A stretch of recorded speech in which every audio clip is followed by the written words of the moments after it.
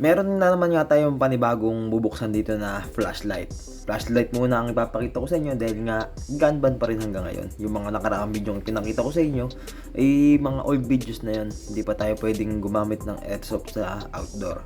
O, ito yung flashlight ng Mijomi na kitchen light. Ito yung Mijomi K2. Meron siyang 100 lumens at tumatagal siya ng 1 hour. Napakalit lamang nito. Tapos meron naman siyang timbang na 15.2 grams. Ang gamit niyang battery ay AAA battery. Tapos EDC, IPX7 water rating. Water resistant din siya. Ayan yung itsura niya, di ba?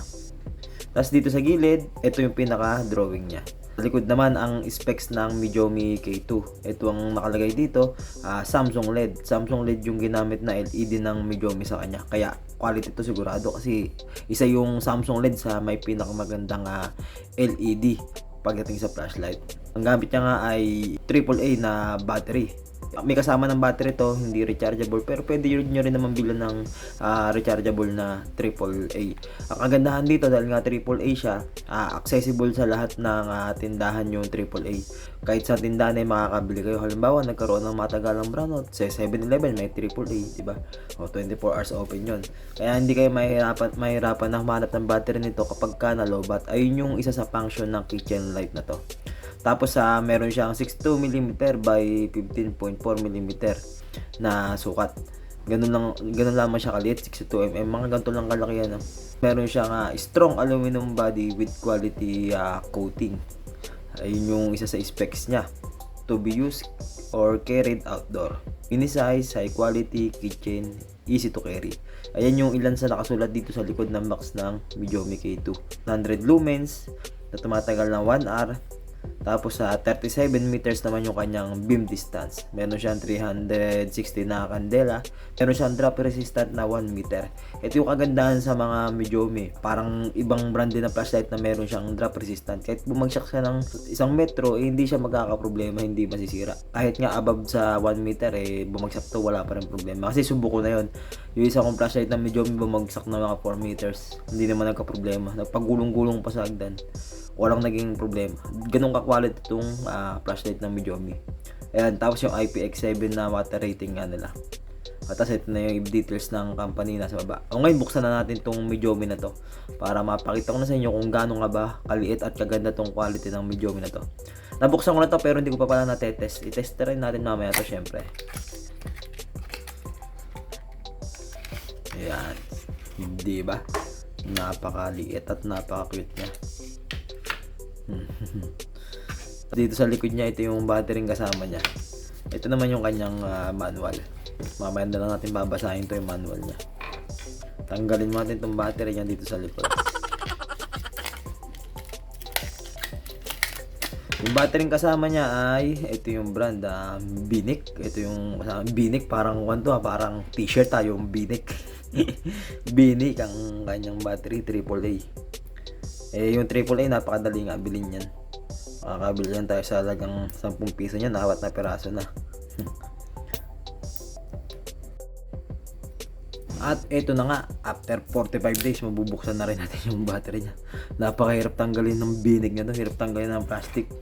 Buksan lang natin tong Mijomi K2 natin. Ayan lang yung laki niya. Salpak natin ng kanyang battery. Iyon bumukas agad. Lakas.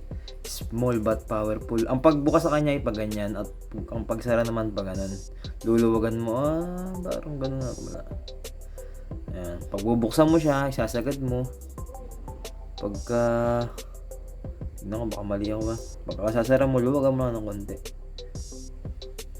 Ganyan na ang function niya. Ito na yung kanyang 100 lumens. Yung 100 lumens niya napakalakas na. Napaka-functional nito kahit na ganito lang siya kalaki. Yung Mijomi na to. Ngayon, itetest natin siya outdoor. Mijomi K2 100 lumens. Lakas. Napagliwanag niya yung napakadilim natin na bahay. Andit lang ganyan ka powerful tong 100 lumens ng Mijomi K2 na to.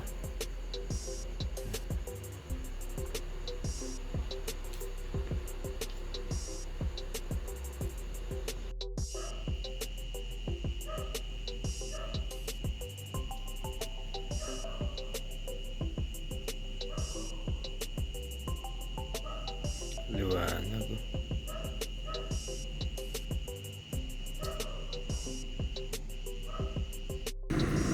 Outdoor test.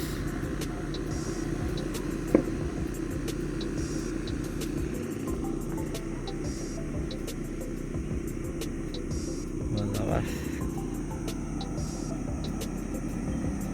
Madilim dyan ah. Ano pa pagliwanag niya. Yung pati yung baka doon, kitang kita ko may baka pala doon. Hindi.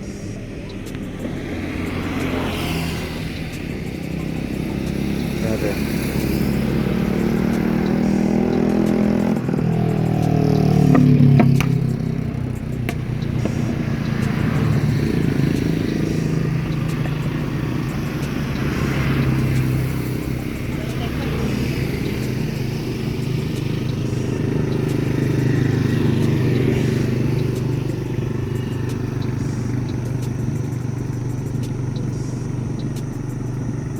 Dilim.